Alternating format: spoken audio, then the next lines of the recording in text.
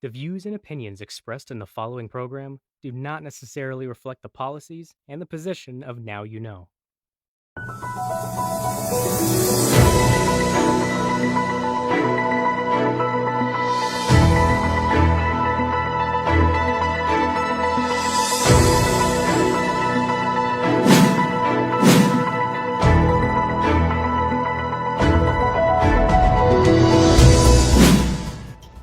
Good evening and welcome to Viewpoint. Together with experts and newsmakers, we'll make sense of the week's biggest issues and stories. I'm Barnaby Lo. In tonight's conversation, despite the slew of cases the Duterte administration has filed against him, former Senator Antonio Trillanes IV continues to be a staunch critic. He has been about his dissatisfaction with the way the government has been handling the coronavirus crisis. He's criticized President Rodrigo Duterte's foreign policy and opposes the controversial new anti-terror law. Trillanes has also ventured into vlogging, which he says is a platform for his quote, exposés, and to combat disinformation and propaganda. Former Navy officer and key opposition figure faces sedition charges, as well as rebellion, a case that was revived after President Duterte voided the amnesty granted to Trillanes by former President Benigno Aquino III. and joining us tonight live via Skype is none other than key opposition figure and, of course, former Senator Antonio Sonny Trillanes IV. Good evening, sir. Welcome to Viewpoint. Good evening, Barnaby, and good evening to our viewers. And good evening, of course, to our viewers on Facebook. If we have time, we will get to your comments and questions. But I think, Senator Sonny, we have a lot to tackle tonight because, if I'm not mistaken, this is your first media guesting in, I think, during this whole pandemic. I think this is the first time that you're actually guesting. Yes. So thank you so much for this opportunity to be able to talk to you. All right. It's an honor, Barnaby. All right. So let's get to it. First of all, of course, since we haven't really heard from you in a while, let me ask how you're doing. I know that last year you started teaching at UP and Ateneo. Of course, school has been disrupted by the pandemic, so I don't know if you're continuing to do that. But this is a different life for you. How is life in the academe? Well, it's a refreshing experience because it's quite different, or the difference is stark in the sense that this is a more stress-free environment, sterile, and I'm getting accustomed to it. And right now, because of the pandemic, I was just briefed by the Ateneo staff about how to conduct online classes. So I'm looking forward to this semester. So tuloy-tuloy pa rin yung pagtuturo ninyo? Yes, opo. That's really interesting. Okay, that's good then. I mean, that's I guess a welcome change for you. But you are still facing a slew of cases that the administration of President Rodrigo Duterte filed against you. If I'm not mistaken, 14 cases, is that right? I think they filed around 14 or 15 cases and they revived a few others. Okay. So at some point, it reached 20 active cases. Wow. But right now, I think it's down to around 18. Okay. So There's cyber libel, sedition, and then you mentioned that they resurrected the rebellion charge. Where do these cases stand right now?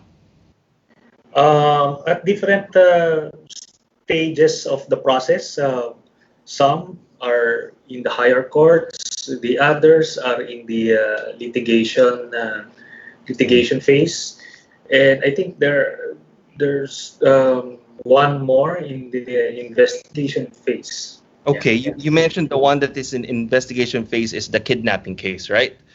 Um, Yes. that was filed against you by a Davao business person. Yes. By by a And this, person who I haven't met even ever. mhm.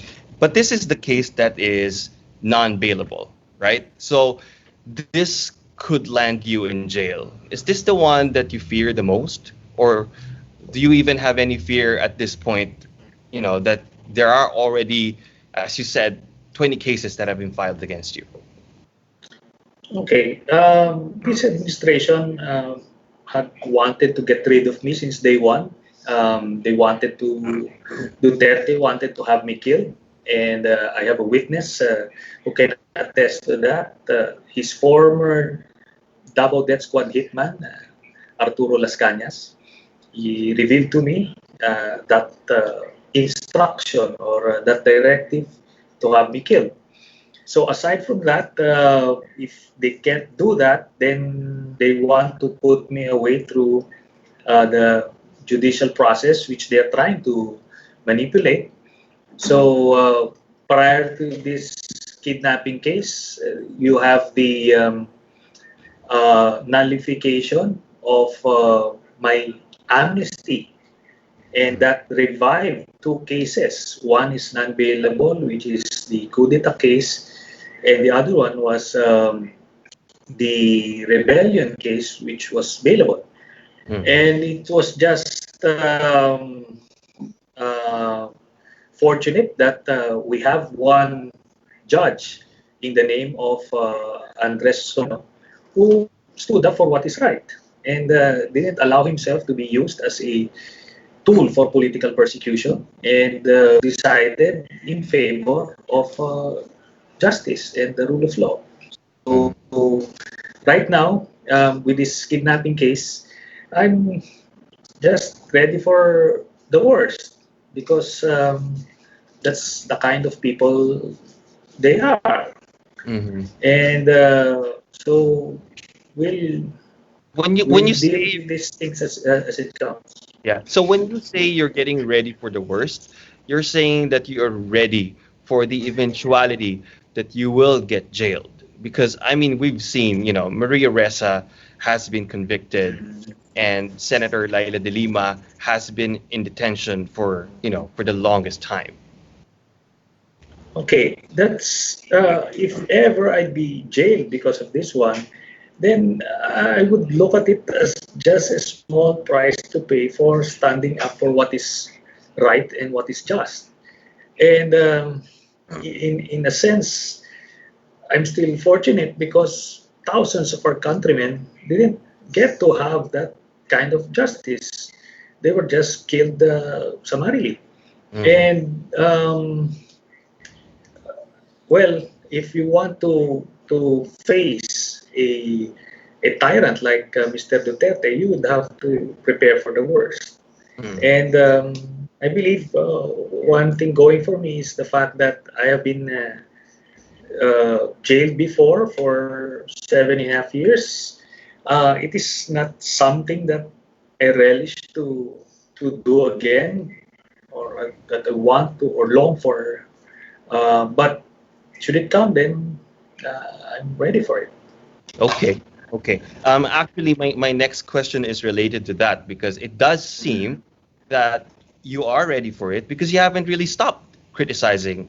I mean, you haven't really been silenced. If you're saying that those cases are to silence you, well, it appears that you haven't really gone silent. And in fact, now you've started vlogging. Yeah. Yes. So, I mean, what do you hope to achieve by blogging and also by being vocal on your social media platforms? Okay. This administration has mastered the art of propaganda. They are fully aware of the news cycle nowadays in the information age. So they just keep on distracting and diverting attention. So that way, all these controversies and anomalies and scandals that they have committed get to be buried. So by vlogging, by exposing or explaining these anomalies, people would get to have a venue to analyze these things, despite the propaganda efforts of the Duterte administration. So this is my small way of trying to bring these things to light. But you're not discouraged by the amount of propaganda as well against you. You have been discredited so many times already, and the government has said that all the accusations that you have hurled against President Duterte, against his family, that you haven't really been able to present enough evidence to be able to, in a way, pin them down on those accusations. Well, they're trying to use their power to make sure that the truth will not come to light. Remember the investigation of his ill-gotten wealth in the office of the ombudsman. The deputy ombudsman, Arthur Carandang, already stated that the documents that they have in the office of the ombudsman is the same as the documents that I have, which revealed that Duterte had billions in his personal bank accounts before he was even president. So when the ombudsman spoke that they already have those AMLAC documents, Duterte removed unconstitutionally the deputy ombudsman. So he's using all the powers that he has to stop the investigations and to prevent all of these things from being exposed. But I think as far as the discrediting part, during the time of the Arroyo administration, the situation then was a bit worse because when I was detained, I was practically incommunicado, and the media never had access to me directly. So the whole propaganda machine directed to smear my name and to divert the attention was in full swing. But now I have different platforms, and I'm trying to optimize the use of those platforms. Now, if you're referring to the trolls who've been trying to name or call me different names, well, I really don't mind them because I don't read them. So what I do is I shoot out different messages as I post in on Facebook or on Twitter, but I don't get to read the comments. Mm. So it's a one-way street. Yeah. Okay. So I get to stress them out, but they don't get to have that privilege. Okay. So since you mentioned already yung accusation nyo nga na meron Yeah. 2.4 billion pesos sa Yeah. BPI, Yeah. President Duterte and his family. This is an accusation that started in the 2016 election, of course. So Mhm. that means that it has been more than 4 years, right? Pero hindi nyo pa rin po tinitigilan itong accusation na ito. Bakit?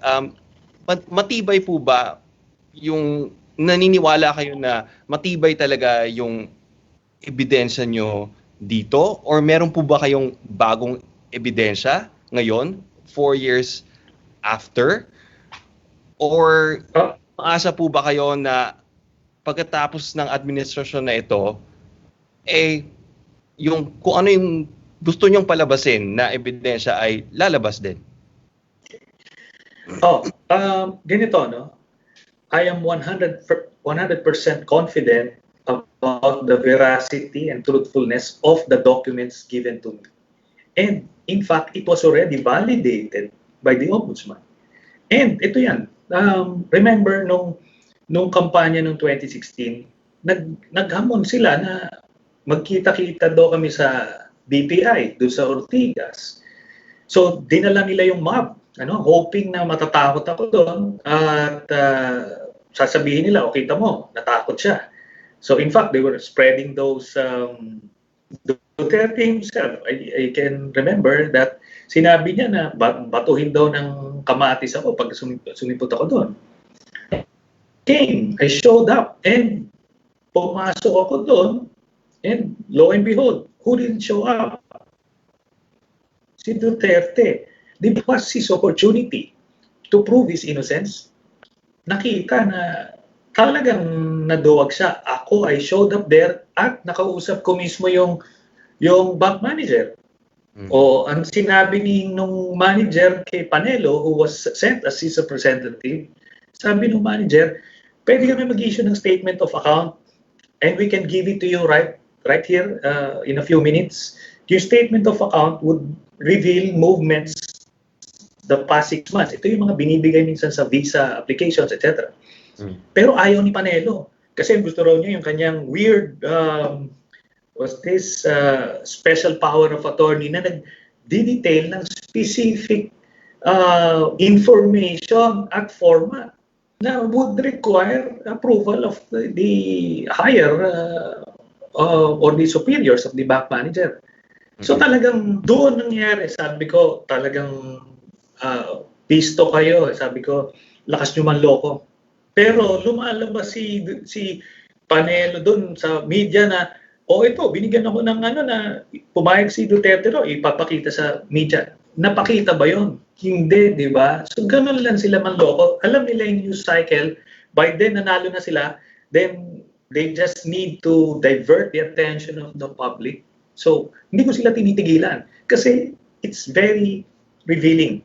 Kung meron kang bilyong-bilyong piso sa bank account mo before you even became president, ibig sabihin nun, nuknukan ka ng pagkakurap. So kung corrupt itong tao na ito, therefore all this talk, this rhetoric about being an anti-corruption crusader is a lie. And lumalabas ngayon, nakita nyo, kaliwat ka ng corruption. Because sindikato yan. Duterte has this tentacles all over the place. Grabe ka, gahaman yan. And pag nakita mo dito sa bank accounts na to, and I revealed that in my vlog, na yung source ng funds niya is si Mr. Sammy Uy. Okay, who is Mr. Sonny Uy? Okay, according to the official documents sa COMELEC, ito yung number 1 contributor niya. Ito rin yung kanyang partner doon sa isang Honda dealership. Okay, ang tanong dito, ang pumapasok sa account ni Duterte was around 80 to 90 million per 6 months. Kasama na yung binibigay, yung kasi nag-i-encash ng cheque yung mga anak Pati yung common law wife, cheque ni Sammy Uy, 10 million pesos each. So every 6 months, may pumapasok na ganon sa account. So anong klaseng negosyo ang nagbibigay ng ganong klaseng dividend, 80 to 90 million every 6 months? So pag-iisipan nyo, ako alam ko na yung sagot. Dahil but syempre, at the proper time, expose natin. Now, here's the thing. They can try to divert the attention or distract everybody, but hindi na mabubura yung mga records na yan. Sa Anti-Money Laundering Council, it is already there. So, once they're out of power, and believe me, they would be out of power in 2022 at the latest. So, by then, it's the time for reckoning for these people. You mentioned a Honda dealership. So you're saying that President Duterte co-owns a Honda dealership. Pero I think in General Santos or Davao. But you're saying, Senator Trillanes, that the 80 to 90 million pesos per 6 months is not for that. It's not a share of the profit from that Honda dealership. Definitely not. Alam yan ng mga that these dealerships cannot earn that much. And you don't give out that kind of dividend every 6 months. So kung ganun kalaki talaga yung kita nyo, then ang logical move there is to expand, di ba? To plow back a significant portion of that earning uh, earnings to expand your business. So kung magdi-dividend ka man lang, mga 5 to 10%. So hindi yan. Definitely it's something illegal. And sabi ko nga, in time, lalabas yan. Alam ni Duterte yan. Kaya nga, he desperately wants to get rid of me kasi alam ko yung storya niya eh. President Duterte, basang-basa na siya eh. is known for saying that a whiff of corruption, you're out. Have you not seen this all throughout his 4 years or almost 5 years of presidency? Definitely not. Walang pagka you're part of the syndicate or you're close to Duterte, you're untouchable. Nafo-force lang siya to fire you out pagka untenable na in public or in politics or politically untenable yung position. But he will hold on to you for as long as he can because he gives premium to loyalty. And of course, there is always that scenario that these people might divulge information if they won't be treated properly. So tignan natin si Faeldon. Sabi ni Duterte, galit na galit siya sa illegal drugs. Alam nyo ba dito lang sa administrasyon ni Duterte, pumasok ang mga pinakamalalaking drug shipments. Ngayon, pumasok ito, nakalusot ito. Pinalusot yan ng mga customs commissioners na mga bata niya. Then what did he do with these customs commissioners? Una, kinasuhan kunyari, kasi publicly nagde-demand. Dinismiss yung kaso, file doon, tapos yung prosecutor na nag-dismiss was promoted to judge. Ganon din yung ginawa kay Peter Lim, the supposed biggest drug lord sa Pilipinas. Pinag-explain sa Malacanang, then dun sa DOJ, dinismiss yung kaso. And yung nag-dismiss ng kaso, na-promote to judge. Doon po makikita, sabi ko, you would have to be blind or monumentally stupid not to connect the dots. Now, sino ngayon yung drug lord na magpapasok nung 6.4 billion shipment tsaka 11 billion shipment tapos meron pang, I think, 18 billion na pumasok a few months back? Sino yung drug lord na mga nagpasok nun? Meron ba tayong narinig kay Duterte na nagalit siya at may nagpasok nun? At with itong all the powers of government, hindi nila na-pinpoint at least a name. Wala, alam nyo bang yun doon sa 6.4 billion shipment na yun ng shabu, it was only a warehouse man ang nakakulong. Yes. So, yun. It should make you think. Yeah. You mentioned the word sindikato, no? So, to me, pag nadinig ko yung word na sindikato and you're saying part ng sindikato si President Duterte, it means hindi lang niya tinotolerate ito, he's really part of it. Is that what you're saying? Yes. Sa Davao pa lang, sindikato na yan. Siya yung pinakang godfather dyan. At ito, tignan nyo, he proudly says pumapatay siya, wala siyang pakialam pumatay. Diba? May nakita akong 2.4 billion sa bank accounts niya na hanggang ngayon namimilipit siya paano niya iiwasan. Kung kaya mong pumatay, bakit hindi mo iisipin na hindi nito kayang magnakaw? Nasa ilalim ng moral threshold eh. Kung kaya mong pumatay, barya lang sa iyo yung pagnakaw. Diba? At paggawa ng ibang illegal. And this guy really loves power. And he knows that the key to power is money. So he needed to get different sources of money para he could perpetuate himself in power. So ganun ang ginawa niya sa Davao. So sindikato ito, godfather ito. And ako admittedly, I never really devoted any time to investigate him or know him. So ako nadadala rin ako sa myth noon na magaling daw ito, ganyan. So hindi ko alam eh.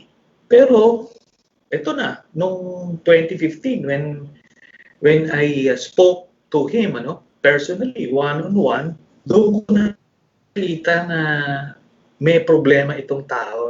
So itong sinasabi nila na I wanted to be his vice president. Sabi ko, paano ako magpe-presenta mag-vice president sa kanya when we spoke noong April ng 2015? Di ba nagde-deny pa yan siya na tatakbo siya? Sabi niya, hindi raw siya tatakbo, magre-retire siya, ang daming tama yan eh. So, paano ako ngayon So, but I took advantage of that opportunity to get to know the man. Para lang malaman ko kung ano nasa isip niya, kung magaling ba talaga to, anong manufacture. Alam niyo bang isa't kalahating oras siguro kami nag-usap, ni isang segundo, wala itong sinabi tungkol sa bayan. Ang kinikwento lang niya yung puro mga kabastusan, tapos kung ano yung mga pinatay niya, dinidescribe niya. He wanted to impress me. He thought that I would be impressed sa mga ganong mga war stories. Pero ang dating sa akin, baliktad. I saw him na psychologically unstable at merong eight-man mindset. So, that alarmed me. So sabi ko, I stepped back, sabi ko, hindi to pwede maging presidente. Buti na lang, hindi daw siya tatakbong presidente. Pero nung nag-declare na siya, kailangan ng gawin ng lahat ng pwede gawin to make sure that this guy won't be president. So doon na ngayon pumasok yung iba't ibang informasyon. So, may mga nagbigay sa akin ng iba't ibang dokumento. In fact, isang kaalyado niya, kaalyado niya ngayon, ang nagbigay sa akin ng mga dokumento na dati magkaaway sila sa Davao, sa politika, pero nung time na yon hindi pa sila dati nung magkaaway sila sa politika, sa Davao, hindi pa sila nagiging kaalyado. So binigyan ako ng dossier. So ando doon lahat ng iba't ibang mga detalye, yung mga ghost employees nila sa Davao City. So talagang makita mo yon. Is there anything new doon sa mga documents na sinasabi ninyo that you would want to reveal right now? Well, nag-file ako ng plunder case kay Duterte using the leads from those documents. Tapos ito, COA report na 11,000 na employees sa Davao City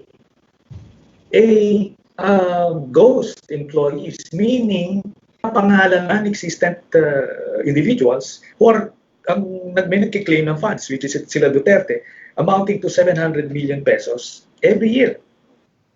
So ganun. And you haven't stopped your investigation, if you will, or research despite all these cases that have been filed against you?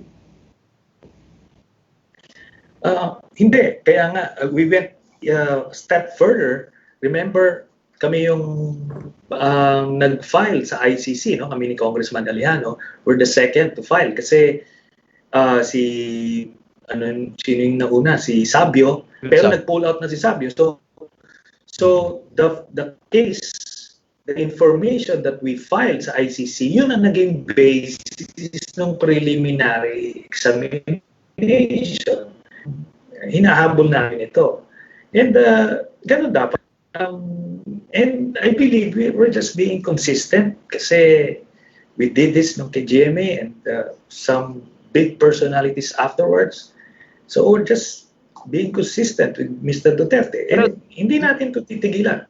Do you expect anything out of that ICC case? Because the government has been dismissing that na wala naman pangil, wala rin naman magagawa, hindi magko-cooperate. si President Duterte. And in fact, he's not cooperating. Well, we'll see, ano? Pero sa totoo lang, nangangatog na yung mga yan, ano? Lalo na, once wala na sila sa power in 2022, we're going to hand over Mr. Duterte to the ICC. Kasi kailangan niya managot dun sa mga pinapatay niya. And marami pa. May mga murder cases, ang daming kaso kaliwat kanang sasalubungin niyan si Duterte at yung mga alagad niya. And they know that. Kaya talagang kapit sa power ng ganun-ganun na lang.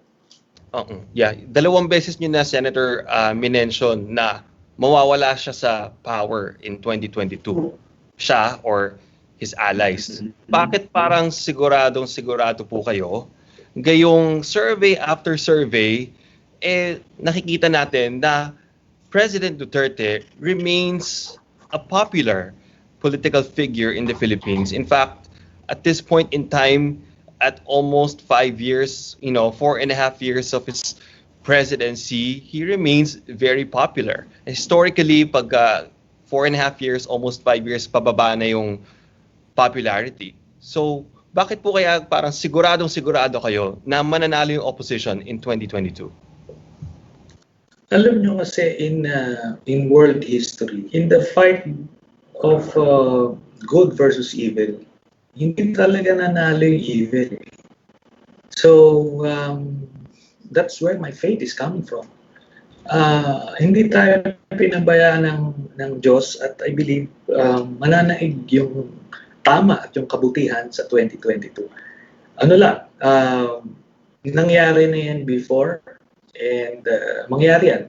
Look at, again, in world history, lahat ng mga tyrants at mga diktador, lahat sila bumagsak eh. So, but is this gonna happen in 2022? Kasi kung babagsak yan. Okay, apologies to our viewers. I actually didn't realize na naputol po tayo. So, babalik po tayo dun sa pinag-uusapan natin kanina. Actually, Senator Sonny, hindi ko sigurado kung saan tayo naputol. So, if you don't mind, I'll pick up doon sa kung ano yung nakikita nyong turning point or kung nakikita nyo ba that the tide is turning. Kaya parang napaka-confident ninyo sa mga statements ninyo na mananalo yung opposition, matatanggal sa power itong si President Duterte and his allies. Okay. Sabi ko nga, I think this experience is common sa mga observers sa politika natin.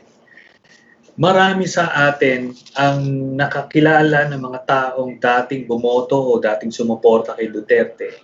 Pero ni isang tao, wala tayong nakita na dati galit kay Duterte na ngayon naging maka-Duterte. So, ibig sabihin, every day, there are converts na babawasan siya. And sabi ko, nakita ko yun noong 2016. Si Duterte was like a cult figure. Pag nagpatawag siya ng rally, you can see on the faces of his supporters that they really believe in him.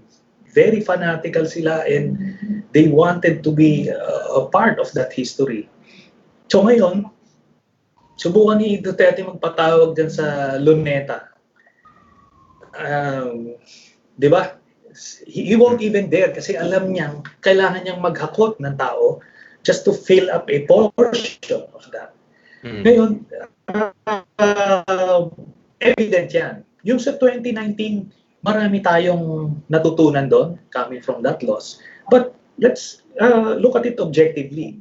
That contest was totally lopsided dahil yung mga kandidato ng opposition, most of them are running for the first time, mga hindi kilala, at walang pera. Pero you look at the other side, billions ang ginastos. Plus, may government backing pa. So, lopsided yun. And to think, we almost got one or two candidates in the person of Bam Aquino and Mar Rojas. Remember, Senator Bam Aquino got 14 million votes 14 million is not something to laugh about, to laugh at. Malaki yon. So we can build from that. And we have been building from that. Um, Congressman Gary Alejano got almost 5 million votes. He was practically a unknown figure prior to these elections. So we have seen silver linings here and there from that elections. Mm-mm. So And itong the okay, momentum didn't stop. The middle class right now, yeah. Uh, go ahead, Senator Sunny. the middle class right now, I believe, siguro mga 80-85% wala na to. Kasi nakita na, lalo na din sa pandemic, Okay, nakita yung incompetence ng tao. Yeah. actually, that was what I was gonna ask yung sa pandemic. So are you saying na yung middle class, 80 to 85% dissatisfied with President Duterte is mainly because of the handling of the coronavirus pandemic? I mean, you have a video Yeah. on your YouTube channel about this. So, yung mishandling ni Duterte ng pandemic really exposed him. Nakita yung nung una he was joking about it. He wasn't taking this virus seriously. Tapos nag-preferential treatment with China. So tapos lumabas talagang pumasok dito. The first cases came from Wuhan. Then they didn't do anything in the gap. Tapos suddenly they employed this draconian checkpoint na mga naka-assault rifles yung mga pulis, pero hindi naman nila kinumpel yung mga tao mag-mask. No march. They only mandated the use of mask noong April na. And nung nag-lockdown sila suddenly, ngayon nagdagsaan yung mga tao and doon kumalat sa buong Pilipinas yung COVID. And right now, I think wala na. They practically gave up. Okay? Ngayon, yung mga mahihirap, nagkakaroon ng COVID, they are treating themselves at gumagaling sila without any government participation. Yung mga nadadala sa ospital, yun lang yung nare-record. Minsan, I am aware of some incidents na yung mga mahihirap na nagkaroon ng breathing problems, pagdating sa ospital, dead on arrival na, hindi na nila isineswab para daw hindi na madagdagan yung mortality rate. So, all of these things, itong ay propaganda lang ng yes. So hindi po kayo naniniwala na improving na yung situation. Ito yung sinasabi ngayon ng DOH, ng IATF, and the last few days mukhang supported naman ito ng numbers because there was a day we had less than 2,000 cases. There was another day, I forgot pero we had the lowest number of cases in days or in weeks. And even today, 2,000 plus cases po tayo. So, but yesterday, 3,000 plus. Sa akin, ganito, no? Paano mag-i-improve yung situation? Wala naman silang ginagawa. Ngayon, kung mag-i-improve naman yung situation, we'll have to give credit doon na lang sa resiliency or yung immune system ng Pilipino at of course yung mga efforts ng healthcare workers and some snappy local government officials. Ang sinasabi ko kasi rito, ang sinasuggest ko is yung targeted na mass testing. Yung mahihirap kasi, if they are feeling something doon sa kanilang bahay, hindi yan sila magpapatest kasi wala ngang jeep, magastos, they cannot afford to take a day off from work. So sila, iinom na lang sila ng BioFlu and they'll try to treat themselves and they think that this is not COVID. So in the meantime, nagkakalat doon. Di ba? Pero kung meron kayong targeted na mass test, even though we already have 30 plus thousand tests a day, sometimes lower, but around 30,000 tests a day. Not enough? Yung capacity kasi, kunyari nag-set up sila dun sa MOA, hindi yun eh. ang sinasabi ko, dapat pupunta sila dun sa urban poor communities, magkakandak sila ng free swab testing, house to house. Hindi mo na sila kailangan antayin pumunta ng MOA to get a free test. Kasi in fact, pag kami sakit sila, hindi nila alam saan sila pupunta, hindi nila alam magkano gagastosin, wala rin man silang pera pang gastos. So, it's totally impractical for them, even if they wanted to. Pero kung pupunta in countries like, what's this? New Zealand, Australia, or even areas like Hong Kong, South Korea, pumupunta sila dun sa lugar at tinitignan nila. Kasi dun sa datos nila, karamihan ng mga may infected are coming from a particular area. So, you go there. Di ba, ma-identify mo na agad yung mga asymptomatic na super carrier dyan. Then you can isolate them and treat the others. They're not doing anything. So they're just waiting there in their static swab testing centers. So you'll have to go out of your way to get swab. That's assuming that I mean, you can do that if you have effective contact tracing. Is that correct? Yeah. Isa pa 'yon. Ang interpretation nila ng contact tracing is yung physical na hahanapin. Hindi na 'yon. It's yung iba, call centers lang. Sabi ko nga, these things are not new. May mga countries who have effectively contained the virus. They are willing to teach us yung best practices or what they have done. So we can just try to emulate what they did. But ito hindi. They're just issuing propaganda statements. Tapos yung once a week na nagpa-PowerPoint presentation sila, they're trying to solve the problem through PowerPoint presentations at nagbobolahan sila. Sabi ko, wala na to. As it is, we're left unto ourselves. Survival of the fittest. Some senators, your former colleagues, see this as a leadership issue. They have been asking for the resignation of Health Secretary Duque. Ganon din po ba ang tingin ninyo dito? Okay. Pag titignan mo yung organizational structure nung the whole effort against the coronavirus, Secretary Duque is practically irrelevant. Kasi co-chairman siya ng IATF, but there is a chief implementer. Now, you have the National Action Plan na ang head naman is si Secretary Lorenzana. Then you have another task force headed by Secretary Anyo. So, iba't ibang organizations na nag-overlap. So, sino yung head doon? Who's in charge? Then you have 4 czars. May czar ng isolation, treatment, what's this? Yung, ano ba? Contact tracing. Nakita mo, even from any, kahit sa corporate structure, it's a mess. But so, there's nobody is in charge. So, but I agree.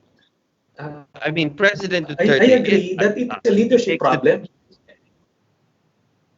And so leadership problem, in this case, si Duterte. Siya ang problema talaga lahat. Okay. So the buck doesn't stop at Secretary Duque. You're saying the buck stops at President Duterte himself. Yeah. Kung may magre-resign dito, dapat si Duterte. Okay. Your tweets do align with that because you have tweets, that have been looking for President Duterte. You're saying that he's an absentee president? You stand by that? Yeah. Well, definitely. Alam nyo, before, hinahanapan ng schedule yung presidente. It's supposed to be the role of the media. And believe me, it's not the fault of the reporters. Yung mga reporters natin matatapang. Pero yung mga editors at owners ng news outfits, talagang iniisip nila ano bang magagawin sa atin ni Duterte pag nilabas itong balitang ito. So, yun ang nangyayari. Pero dapat hinahanap nila. Teka, asan ka? Hindi pwedeng magpapapicture ka lang na kumakain ka. Okay na, hindi yun. You're supposed to be the president of this country, and we have a pandemic going on, that there is this economic crisis going on. What are you doing about it? So it's our right as a citizen to know what's going on. By that, do you mean what's going on with his health? Yeah, with Duterte, what is he doing to solve these problems? Hindi pwedeng ano lang parang present, papakita lang once a week, mambobola. And look, sinabi niya na magbuhusan ng gasolina yung mask. Imagine mo kung sinunod dyan ng mga Pilipino. Ano yun? Diba? No, he wasn't even called out for that. Dapat crucify itong tao na ito. May diferensya sa pag-iisip ito. Diba? You were being led by such a madman in a pandemic. So dapat tayo dun. You mean crucified by the media? I mean, are you saying that we are now feeling a chilling effect of, for example, what has been done to Rappler and Maria Ressa, and then what's been done to ABS-CBN? Definitely a chilling effect. It started with the Inquirer, if you would recall. Duterte really publicly threatened the owners of the Inquirer until they folded, right? And there's this editorial guidance that not to hit the administration too much. Same with the ABS-CBN. Duterte used the franchise issue as a leverage. You behave or else. So the ABS-CBN understandably tried to behave in the sense that they're not hitting Duterte directly and even promoting his allies like Cayetano and Bongo. But then, at the end of the day, they were betrayed and Duterte still canceled their franchise. So, right now, what would the others do? And again, I've encountered a lot of reporters. They are filing objective stories, objective in the sense that it will expose what needs to be exposed, but it doesn't get to appear in the broadcast or in the print for the following day's paper. Okay, Senator, we have only a few minutes left. So if you don't mind, I'm going to get to some current issues. I want to get your thoughts on some current issues. Real quick. Okay, first of all, revolutionary government. I mean, this is something that has been floated since 2017, but this is something that is not unfamiliar to you because people will remember 2003 and 2007 Oakwood Mutiny and the Manila Peninsula Siege. Same po ba? Same po ba yung sinusulong nyo noon at saka yung nakikita nyo na sinusulong ngayon? No, and the circumstances are entirely different. And remember, those proponents of RevGov are not coming from the AFP. These are actually hangers-on of this administration. But mind you, Duterte wants this thing to come to fruition because it's his dream and his desire, out of necessity even, to hold on to power beyond 2022. He has been floating it publicly. In fact, in command conferences, he has been giving hints to the AFP leadership that he needs that situation to happen so that he could solve the country's problems. So, but the AFP leadership and we are constantly engaged with some of them are not buying that because they know that that Duterte is not the savior, obviously not. In fact, he has yet to solve one of the problems that he promised to solve. So definitely, he's not needed for the next 6 years. But more importantly, they are strictly following the constitutional succession. So hindi nyo na Yeah. magsasucceed itong revolutionary government na movement? Hindi. Dahil hindi po susuportahan niya ng AFP leadership. And I'm not just saying this, but they are actually conveying it publicly and privately that they will not support it. So, but Duterte, believe me, will keep on trying until the end of his term to push for go. Click. Pero pagka pinush, baka padali pa siya. Okay. How about ito pong proposal or bill to have September 11 as a Marcos holiday in Ilocos Norte? Your thoughts? I didn't get your question. Medyo choppy. Barnaby. Okay. Your thoughts po on this proposal in Congress to make September 11 a holiday for former President and dictator Ferdinand Marcos in Ilocos Norte? Okay, I believe that is their effort to revise history and try to sanitize the Marcos name. But I don't think it will be passed even in the Senate. Ano yan?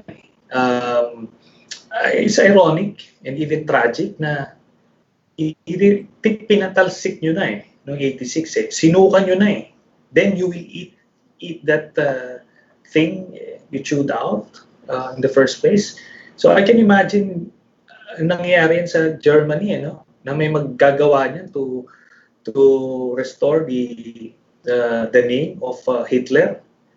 Hindi, unthinkable, di ba? Pero dito, they're pushing it. Kasi palagay ko, the Aquino administrations weren't vindictive in the sense na they thought history will just be permanent and people will remember. So they weren't as aggressive. And I believe, looking back, dapat natuldukan na yan Kung nung 1987 Constitution, nakalagay na yung mga pangalan niya na banned perpetually up to the 5th line of succession from holding public office. Kung napasok yun as one of the annexes sa Constitution, di tapos na yan. But you see this happening. I mean, it's a majority vote in the lower house, and then Senate President Tito Soto saying that he sees this bill breezing through the Senate. I don't think it would breeze through the Senate. Ibang ang dynamics doon. So, but they will try. And remember, kahit gawin nila yan, it can be undone. Sabi ko nga, 2022 would be an opportunity, a golden opportunity for this country to regain our national soul and start rebuilding our democratic institutions and our economy and really uplift the lives of people. And on the side, we will repeal stupid laws like that. So I'm not going to lose sleep over this because it can be undone. Okay. Last two questions, just real quick. The proposal to grant President Duterte emergency power to solve the PhilHealth corruption crisis. And then a quick comment on the Chinese company that is helping build the airport in Sangli. It's blacklisted by the US, pero sinabi na ng Duterte government na itutuloy because there has been a commitment. Okay. So, emergency powers ni Duterte sa PhilHealth, it's not necessary. Ano lang yan It's just initiated by people wanting to suck up to Duterte.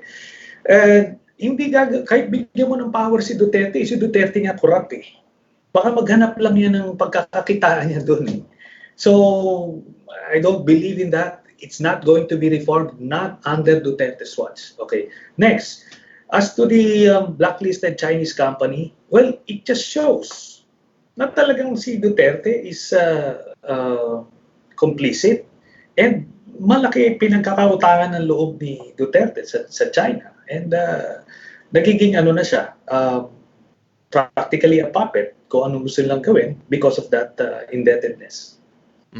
Okay, last question, Senator Sonny. Are you running for president in 2022, or are you running for vice president in 2022? Okay, the decision of our group is I would run for the Senate in 2022. The opposition right now is united under Vice President Leni Robredo. We are going to push her to run, and eventually she will win as the next president of this country. So that's how it is as far as the opposition is concerned. All right. And on that note, that ends our program tonight. Thank you so much, former Senator Antonio Trillanes IV. Thank you so much for your time. And I apologize to our viewers that we're not able to get to your questions and your comments. But we will see those questions and comments right after this program. And if you don't mind, Senator Trillanes, we'll forward the questions and comments to your staff, and you can either read them, answer them on your own social media platforms. Again, thank you so much, former Senator Trillanes. My name is Barnaby Lo, and I am the host of Viewpoint. Maraming salamat sa inyo, Barnaby. All right. Again, thank you so much for joining us on this episode of Viewpoint. Do catch us every Saturday at 6 p.m. on the Facebook page of Now You Know Philippines. Again, my name is Barnaby Lo. This is Viewpoint. Now You Know.